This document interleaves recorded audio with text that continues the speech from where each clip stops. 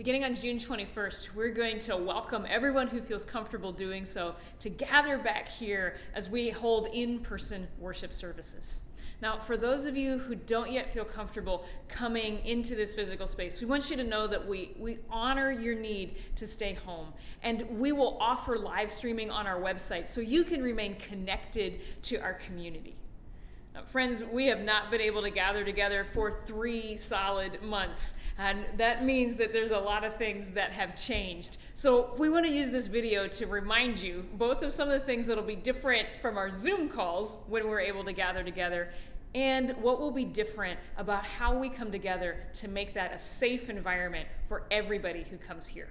So first, a couple of things about the Zoom calls that'll be different, right, when we're able to gather together. So for instance, most of us have gotten used to rolling out of bed at 10:25, logging onto Zoom, settling into the couch without so much as being late for announcements. When we're back together though, you're gonna wanna set that alarm clock just a little bit earlier if you're hoping to grab one of those much coveted back row pews. Now, because we need to remove hymnals and pew Bibles for now, please be sure to bring your own Bible, either in print or on your phone. While we've loved meeting everybody's cats and dogs over Zoom service, sadly, they're not invited to the building. After all, this is a sanctuary, not Noah's Ark. Remember, though the mute button is in fact an extremely effective feature of Zoom, especially when the preacher waxes eloquent, it's not going to carry over into our in-person worship services, no matter how many times I break out the Tupperware. How do you mute her? Huh?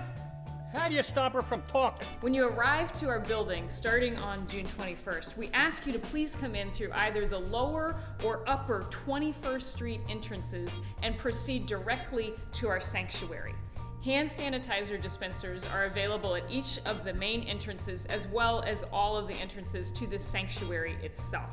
When the service finishes and it's time to leave, please exit through our Market Street entrance. So you'll leave the sanctuary, go through the lobby, and head out through Market Street so we avoid having too many people on our narrow staircases.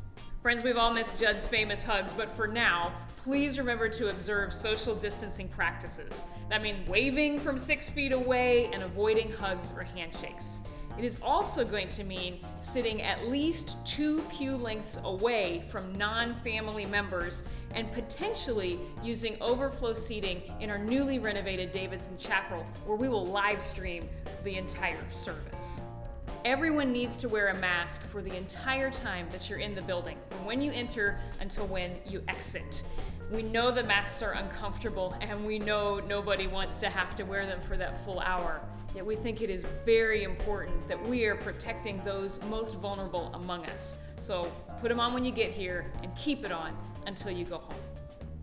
For a while, we're only going to gather on Sundays at 10:30 for corporate worship. So Sunday school and coffee cafe are not going to resume initially. Sadly, that means you're going to want to fix and eat your breakfast before arriving. No more munching on pancakes during that opening song set. You're going to notice a few other differences about our service in this season. For instance, we're not going to pass the offering plate. Instead, plates will be available at each door to our sanctuary, and you can place your tithes and your offerings as well as your Connect cards in there before or after service. Likewise, on Communion Sundays, sealed, pre-packaged communion sets will be found in the pew backs ready for you when you arrive that morning. Children's ministry is also going to look different when we first return. Our nursery volunteers are not going to serve. Instead, there will be a cry room made available for parents with very young children in Davidson Chapel. We also will not have children's church when we first resume meeting in person. Instead, we'll have packets available for kids that they can participate with and enjoy during the service as they remain in the pews. Finally, we're going to form disinfecting teams that will wipe down all common surfaces after service to ensure that the building is safe and ready for whoever comes in here next. Friends, much is going to be different when we regather. And the truth is that most of us have mixed feelings about that, and it's okay. I'm going to have mixed feelings when we're together in the room and things feel different.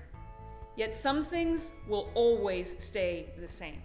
We're going to worship the Father who names us, the Savior who loves us, and the Spirit who transforms us. And we will get to do so together. I'll see you soon, friends. I guess we have to put pants on the next time we come back. Yeah, now how do we get out of this? All right, guys, I'm ending this meeting. Bye.